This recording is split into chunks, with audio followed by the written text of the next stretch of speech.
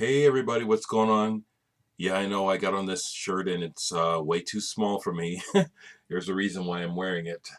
Um, it's Sunday and I hope to spend this morning leisurely drinking coffee and posting a little bit to YouTube Vinyl Community on Facebook. What I want to do is I want to explain. I'm making a video, but I'm going to be doing more there because well, last night, it is a pastime, and I will talk it up, even though it's going, and there's too many. What can you do?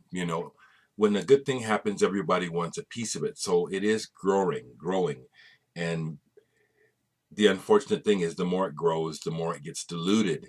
But I am spending time on Facebook, YouTube. I'm telling you, which means more people will want to get on there, but I can't help that. I'm really enjoying it. Anyway, last night there was a bit of a theme to some of the folks that I was interacting with.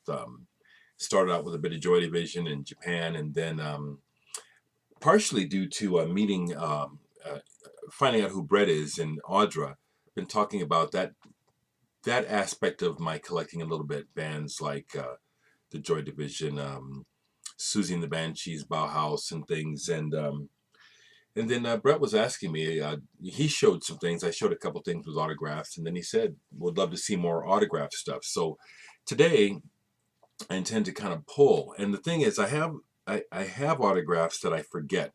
So rather than getting this big pile and making a video, I'm going to leisurely pull things and put them back as I remember them. But I thought I would start off by wearing my Ramones. This is my shirt when I met the Ramones.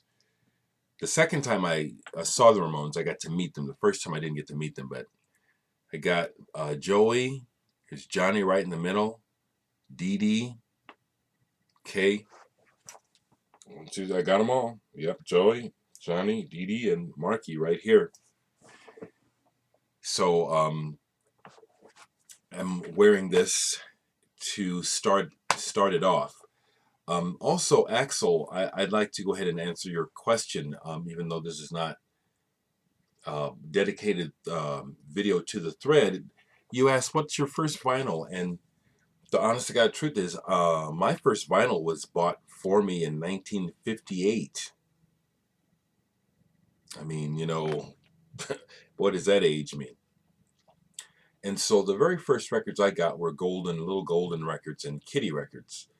The first record that I can remember buying with nickel and a dime or something was a Bobby Rydell cutout single on the Cameo label.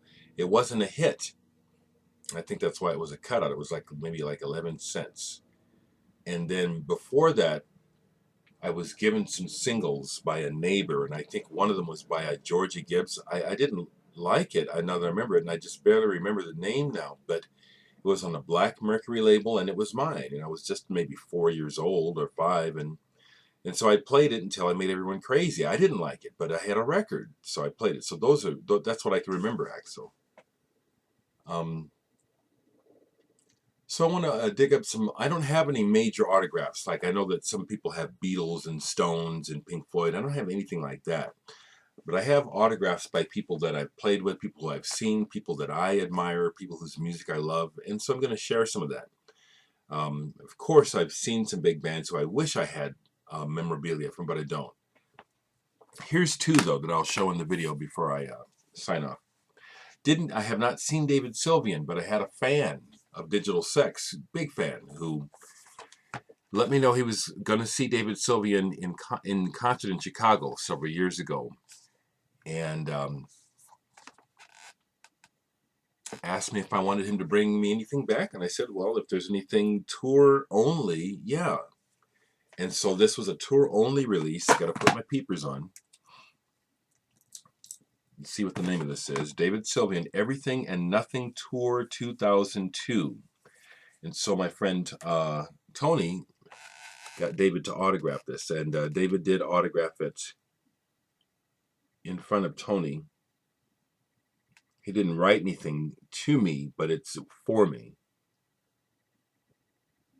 So that's an autograph there. I'll be taking a picture of, and I'll show one more.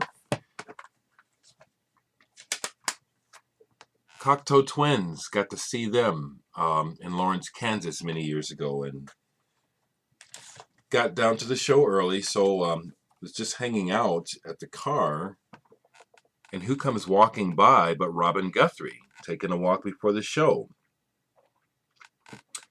So being aware but not knowing his sensibility, just knowing that, again, because I'm a big black person, I need to, I don't want to alarm people, so I say, hey, Robin, hey, and then I show him the CD. Hey, I'm a fan, I don't want to beat you up or mug you. And so he came over. We were smoking. He didn't want to smoke. But he signed it for me, and he talked quite a bit. Talked for a long time. Hung out with us for probably 15, 20 minutes. It was very nice. So that's what I'd like to do this morning before I get busy with some band business, in Dreama business. Even though it's Sunday, when you work for yourself, you work when you work. I was listening to NPR, how they're saying that the traditional workday is gone because of PCs. Most people work from 7 to 7 that use computers because you're constantly checking your email and your Twitter and your shit, and that's work. So I'm going to keep this short, and I'll talk to y'all soon.